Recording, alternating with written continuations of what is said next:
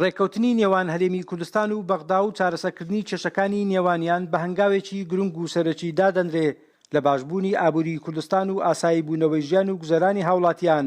لەو نێوەندەشدا هەوڵەکانی یەکێتی نیشتیمانی کوردستان و سەردانی هاوسەرۆک بۆ بەغدا بە گرنگ و پڕبایەخ سیر دەکرێت بۆ نزیکبوونەوەی هەردوو لایەنی هەرێمی کوردستان و بەغدا.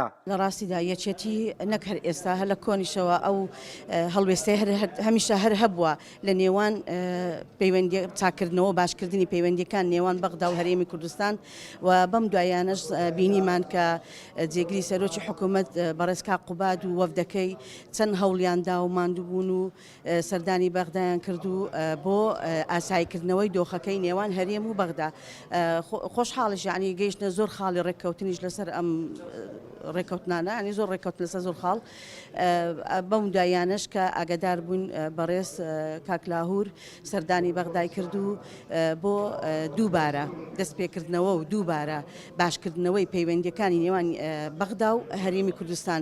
ئەمە جێگای خۆشحاڵیە و جێگای دەستخۆشیە بۆ یەکێتی نیشتیمانی کوردستان کە هەردەم ئەمە هەڵوێستیتی بۆ چاکردنەوەی پەیوەندیەکانی نێوان بەغدا و هەرێمی کوردستان. بەهۆی ئەوەی عێراق وڵاتێکی خاوەن سیادە دەتوانێت ڕوبەڕووی قەیرانەکان بێتەوە هاوکات لە ڕێگەی پەیوەندیەکان و قەرزە دەرەچیەکان بەسەر کێشەدارایی و ئابوووریەکان زاڵ بێ بە باشی دەزانن هەرێمی کوردستان لەگەڵ بەغدا ڕێک بکەوێ و پەیوەندیەکانی ئاسایی بکاتەوە. دیارە یەکێتی نیشتیمانی کوردستان هەر لە سەرەتای دروستبوونیەوە تا ئێستا لەگەڵدابی لە حکومڕانیش بەردەوام لە پێناو بەرژەوەندی خەڵکی کوردستان بەرژەوەندی کۆمەڵانی خەڵک هەوڵیدایە.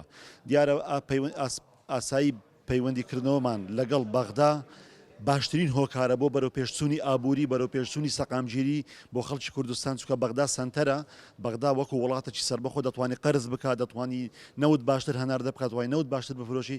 بۆیە ئێمە ئەگەر لەگەڵ بەغدا بێکێشە بین کە بەغدایەکی دیموکراسی فیدرالی بی و بەغدایەک لە چوارچێوەی پرۆسەی دیموکراسی تەحمل لەگەڵ هەرێم بکە و ئێمە هاوڵاتی بوونمان پارێزراو بی زۆر باشترە لە ڕووی ئابووری ئێمە لەگەڵ بەغدا هەماهەنگ بین بۆ دابینکردنی موچەی خەڵک بۆ دابینکردنی ژیانی خەڵک و هەتا سێکتەری تکەی وەکو فڕۆکەخانە و دەواازە سنووریەکان و ئەوانە زیاتر ڕەنگە بتوانین لەڕێی دەوڵەتی عێراق کە سیادەی هەیە لە نێونەتەوەی کۆنتترۆلی سنوورەکان و فڕۆکخانەکان بکەین. ماوەی زیاتر لە 15 ساڵە چەندین کێشە و گرفت لە نێوان هەرێمی کوردستان و بەغدا بە چارەسەر نەکراوی ماوەتەوە بە تایبەتی ئەوەی پەیوەندی بە سنووری ناوچە دابراوەکان و بودجە و هێزەکانی پێشمەرگەوە هەیە.